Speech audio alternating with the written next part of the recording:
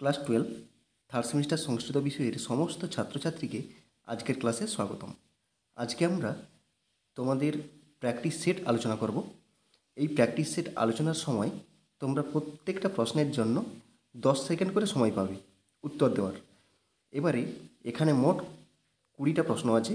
তোমরা এই 20টা প্রশ্নের মধ্যে কতগুলো উত্তর দিতে পারো তোমরা দেখে নাও। চলো শুরু করি। এখানে দেখো, প্রথম প্রশ্ন, লক্ষ্মীযুক্ত মতুক কি হবে? এ লক্ষ্মী বধ, বি লক্ষ্মী বান, সি লক্ষ্মী বান, ডি লক্ষ্মী মান।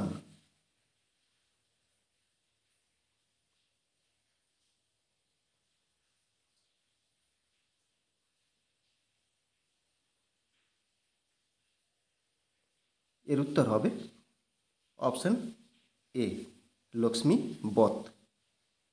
এরপরে 2 নম্বর প্রশ্ন দেখো।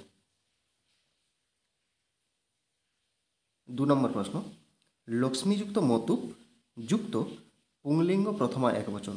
আগেরটা ছিল কি লক্ষ্মীযুক্ত মতুক, এবারে এই প্রশ্নে করেছি কি পুংলিঙ্গ প্রথমার একবচন যোগ করেছি। এবার কি হবে? এ লক্ষ্মী বধ, বি লক্ষ্মী বান, সি লক্ষ্মী বান, ডি লক্ষ্মী মান।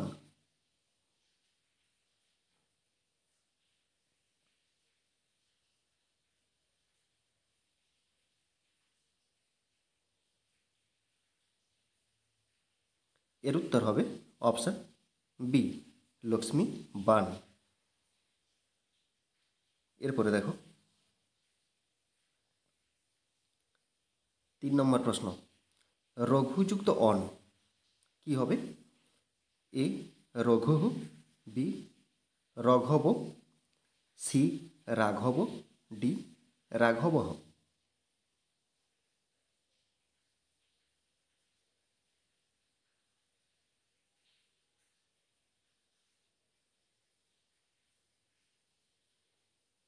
এর উত্তর হবে রঘুযুক্ত অন কি হবে?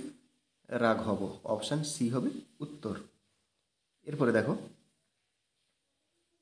যাতে তোমাদের ভুল না হয় তার জন্য এই ঢাঁচে প্রশ্নগুলো করেছি।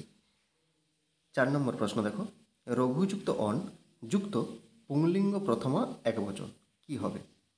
এ রঘু, বি রঘব, সি রাঘব, ডি রাঘবহ।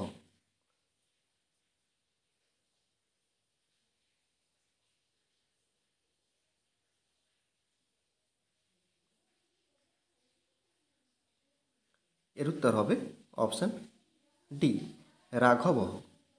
এখানে বিভক্তি চাইছে তাই এটা বিভক্তি দেওয়া আছে। এরপরে 5 নম্বর প্রশ্ন দেখো। 5 নম্বর প্রশ্ন দেখো, প্রশস্যযুক্ত ইয়সন কি হবে?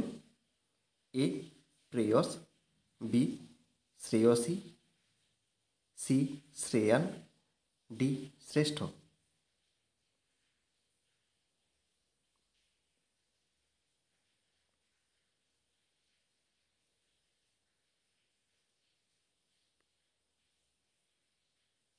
এর উত্তর হবে অপশান এ শ্রেয়স। প্রশস্যযুক্ত ইয়সন কি হবে? শ্রেয়স।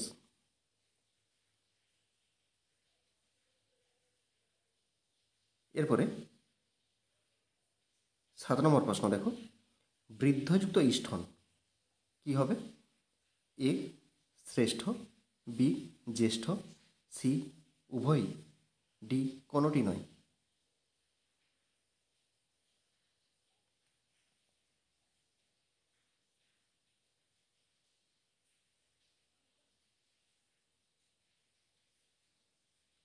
এর উত্তর হবে অপশান সি উভয়ই।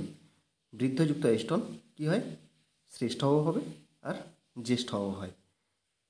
এরপরে 7 নম্বর প্রশ্ন দেখো। 7 নম্বর প্রশ্নে কী আছে? স্বমাসেন ব্যাকরণম অপঠৎ। এখানে মাসেন পদে কোন বিভক্তি হয়েছে? এ সহার্থে তৃতীয়া, বি অপবর্গে তৃতীয়া, সি অঙ্গ বিকারে তৃতীয়া, ডি উপলক্ষণে তৃতীয়া।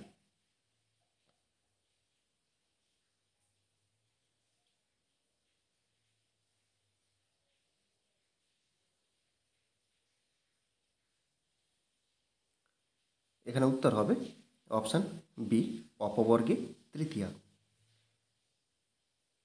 এরপরে 8 নম্বর প্রশ্ন দেখো, রমা গীতাং পঠতি। গীতাম পদে কোন কারক হয়েছে? এ কর্তৃকারক, বি কর্মকারক, সি করণকারক, ডি সম্প্রদান কারক।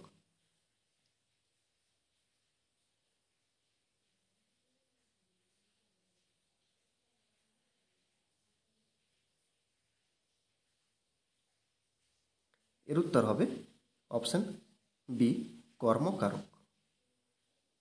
এরপরে 9 নম্বর প্রশ্ন দেখো, 9 নম্বর প্রশ্নে কী আছে? স মাসম ব্যাকরণং পঠতি। মাসম পদে কোন বিভক্তি হয়েছে?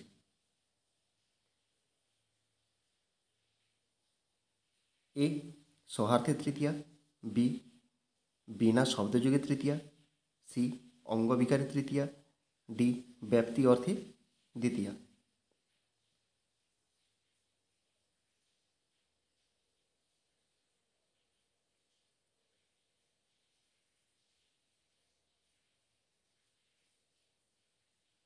উত্তর হবে অপশান ডি, ব্যাপ্তি অর্থে দ্বিতীয়া বিভক্তি। এরপরে 10 নম্বর প্রশ্ন দেখো, 10 নম্বর প্রশ্ন, মাতা শিশুং চন্দ্রং দর্শয়তি। এখানে মাতা পদে কোন কারক, কোন বিভক্তি হয়েছে? এ স্বতন্ত্র কর্তাই প্রথমা, বি প্রযোজক কর্তাই প্রথমা, সি প্রযোজ্য কর্তাই প্রথমা, ডি অনুক্ত কর্তাই তৃতীয়া।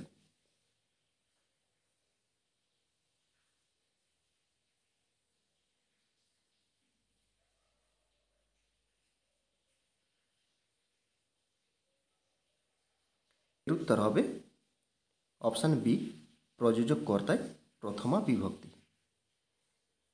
এরপরে 11 নম্বর প্রশ্ন দেখো, অব্যয়ভাব সমাসের লক্ষণ কোনটি? এ পূর্ব পদার্থ প্রধান, বি উত্তর পদার্থ প্রধান, সি উভয় পদার্থ প্রধান, ডি অন্য পদার্থ প্রধান।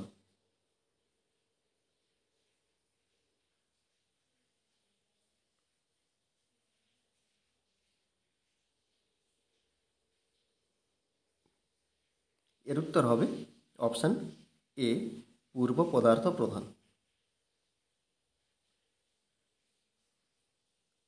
এরপরে 12 নম্বর প্রশ্ন দেখো, অব্যয়ভাব সমাসে কোন লিঙ্গ হয়?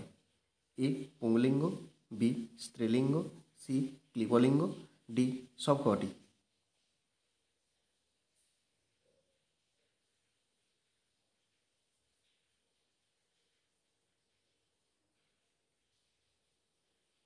এর উত্তর হবে অপশান সি, ক্লিবলিঙ্গ। এরপরে 13 নম্বর প্রশ্ন দেখো, রাজপুত্র এখানে কোন সমাস হয়েছে? এ অব্যয়ভাব সমাস, বি তৎপুরুষ সমাস, সি কর্মধারয় সমাস, ডি দ্বন্দ্ব সমাস।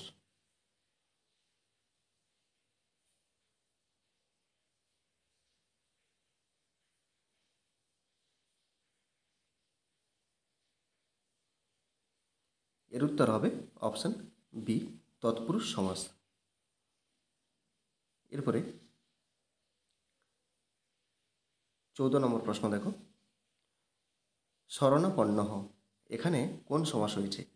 এ দ্বিতীয়া তৎপুরুষ, বি তৃতীয়া তৎপুরুষ, সি চতুর্থী তৎপুরুষ, ডি পঞ্চমী তৎপুরুষ।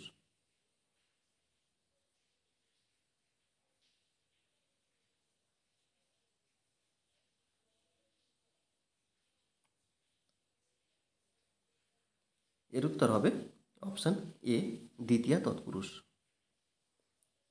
এরপরে 15 নম্বর প্রশ্ন দেখো, নির্মক্ষিকম এখানে কোন সমাস হয়েছে? এ দ্বন্দ্ব সমাস, বি কর্মধারয় সমাস, সি অব্যয়ভাব সমাস, ডি তৎপুরুষ সমাস।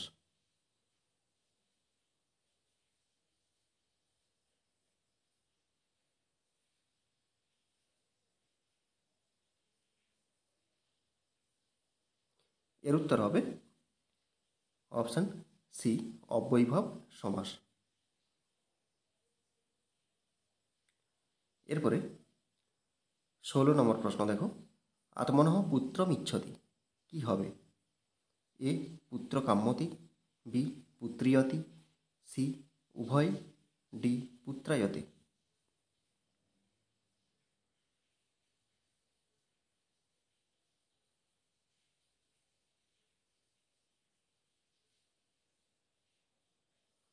এর উত্তর হবে অপশান সি উভয়ই। আত্মনঃ পুত্রমিচ্ছতি কী হবে? পুত্র কাম্যতিও হয় আর পুত্রিয়তিও হয়। কাম্যজ প্রত্যয় আর ক্যাচ প্রত্যয় দুটোই হয়। এরপরে 17 নম্বর প্রশ্ন দেখো, পানের জন্য জল চাই এর অর্থ কোনটি? এ উদন্নতি, বি উদকীয়তি, সি উদকীয়তে, ডি উদন্নতে।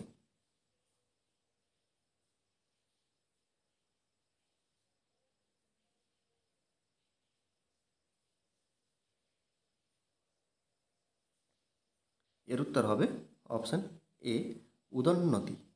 পানের জন্য জল চাই উদন্নতি। এই প্রশ্নগুলো কিন্তু অবশ্যই পড়বে পরীক্ষাতে। এরপরে এখানে দেখো কিছু গুরুত্বপূর্ণ সাজেশান দিয়েছি এখানে, এক কথায় প্রকাশ, যেগুলো পড়ে পরীক্ষাতে।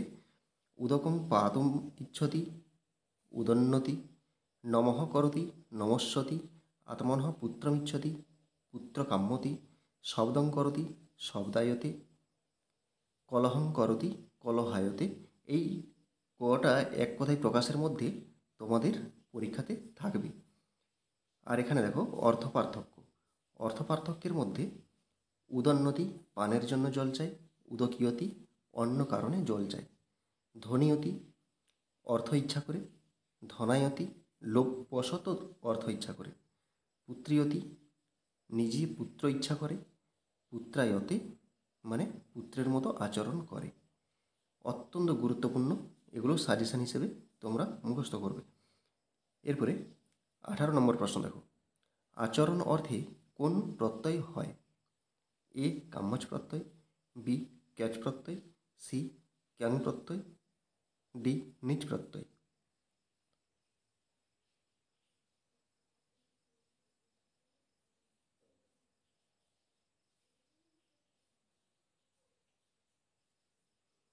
এর উত্তর হবে অপশান সি ক্যাং প্রত্যয়। আচরণ অর্থে ক্যাং প্রত্যয় হয়। এরপরে 19 নম্বর প্রশ্ন দেখো, আত্মসংক্রান্ত ইচ্ছা বোঝালে কোন প্রত্যয় হয়? এ কাম্যজ প্রত্যয়, বি ক্যাচ প্রত্যয়, সি উভয়, ডি ক্যাং প্রত্যয়।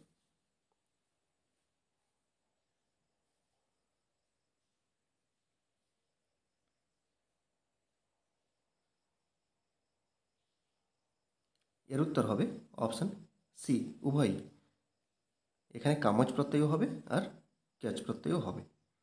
এরপরে শেষ প্রশ্ন 20 নম্বর প্রশ্ন, গো যুক্ত ক্যাচ কি হবে? এ গব্বম, বি গবি, সি গোহ, ডি গোসু।